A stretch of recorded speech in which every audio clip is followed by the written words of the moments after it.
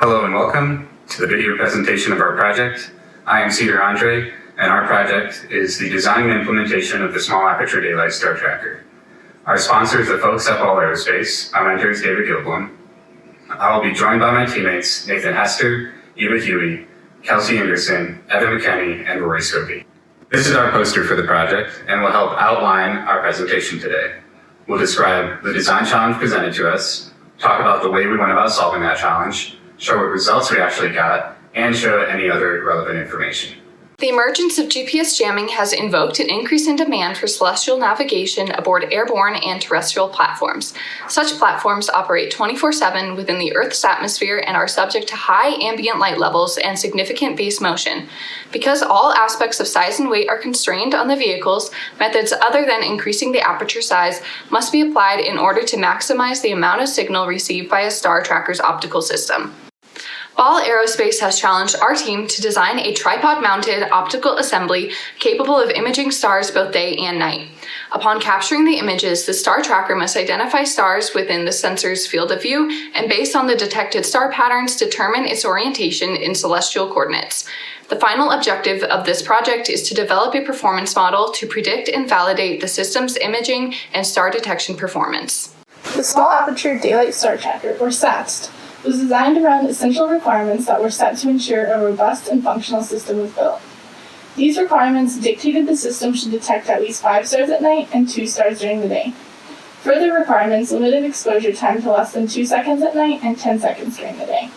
In order to ensure the SATS would be able to meet these requirements, it was critical that the right combination of components were selected for the optical assembly. To help find the best camera-telescope filter combination, the team developed a performance prediction model using MATLAB.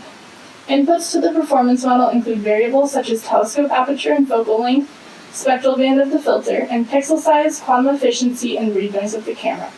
These inputs are used to perform stellar flux calculations and Fourier transforms that simulate the optics in the telescope and allows the model to output a prediction of the signal-to-noise ratio, or SNR. This output gives us an understanding of what stellar magnitudes our proposed components would be able to detect, and whether or not the optical sensor could receive enough signal to fulfill the system requirements. The performance model allowed for thorough analysis of all components and helped verify our chosen hardware would perform as needed before any purchases were made. Initially, the performance model was used to make sure that the correct components were being bought to make sure we'd be able to see the right amount of stars that were in our requirements. After that, we set the parameters just to that of the camera and telescope that we bought. And we did calculations here based on whether or not we're operating at day or night, which gives us our different rates and total observation times, as well as different backgrounds. We calculated the signal and the noise associated with each case. And then when we run it, it creates a plot after you tell it whether or not you're doing the day, and it will tell you based on the magnitude of star what kind of SNR you expect to get. We then verify that with this model. We take an image of the star produced by the system, we put it in here, and we calculate its maximum value, and then take a ring around it, calculate the variance of that to find the noise. That will output an SNR value, and it will also output a graph of the PSF. Here we can physically measure the full width half max, but the code also does that for you. One requirement is that the star tracker is able to determine attitude while the telescope is rotating. To do this, we developed an algorithm using a 2-dimensional correlation function. This will slide an image across the previous image taken and find the point where they are most similar. This will allow us to create both larger images to work with and greater signal from each overlapping star. One problem with correlation is that the dominant features in an image that will produce the maximum may not be the features we want to overlap. Therefore, if we do not remove the sky background from daytime images, this method will not be effective. For our astrometry algorithm to work, image processing is required to extract stars from daytime images.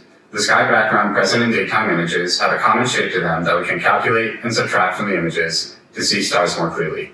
Nighttime images can be used with little to no processing due to the very low sky background present.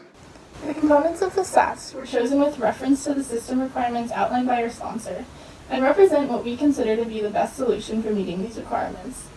The optical assembly is composed of a 130mm reflector telescope, which provides sufficient aperture to see stars during both day and night. The monochrome astronomy camera captures images from the telescope, and the attached filter helps reduce ambient light pollution and noise. The optical assembly is mounted to a supporting tripod and motorized telescope mount that form the base of the system and allow for easy rotation of the optical assembly. Computer hardware connected to the optical and mechanical assemblies houses the software that controls the system.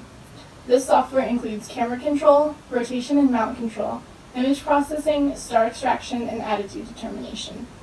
All software is executed through the main driver, and an on-screen GUI facilitates user control of the system and displays results. The user's main interface with the system is through the graphical user interface. This software allows the user to view the processed images, modify parameters for the image processing and hardware, as well as view the results of attitude calculation. It also provides testing and debugging features to support development and verification. In the next slide, the GUI will be used to display the system performance in greater detail. Hi, this is a quick overview of the system performance as well as like the peak of what it looks like. So here we can see in the middle we've got a preview of the process image as well as an overlay of the detected stars. We can see also here on the left side are the calculations.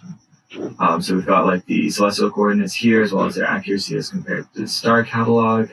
We've also got the angular speed compared to the sidereal rate. Here we have the number of stars that were detected, as well as down here we have a preview of all those stars. Then here in the middle we've got the observation time and processing time. We've also got on the right side enable movement and choose from presets. We can also move the camera by hand if we desire. It'll take a little bit of time to update. Yeah, there we go. So it's still working after that. Now we can also play around with the exposure, for example, set that to 100. And we're not going to be able to see anything now. Yep, so I got a little bit of Arcturus there. These are the results of our testing. At night, we were able to see an average of 17 stars with an accuracy of 0.0017, but during the day, we were only able to see 1 star, which was not enough to get an accuracy measurement.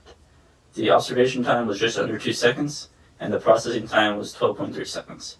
You can also see the graphs for the signal to noise ratios for different star magnitudes, as well as the point spread function.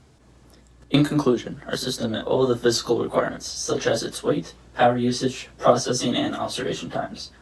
The night testing was successful because we were able to meet the requirement for a number of stars we were able to observe.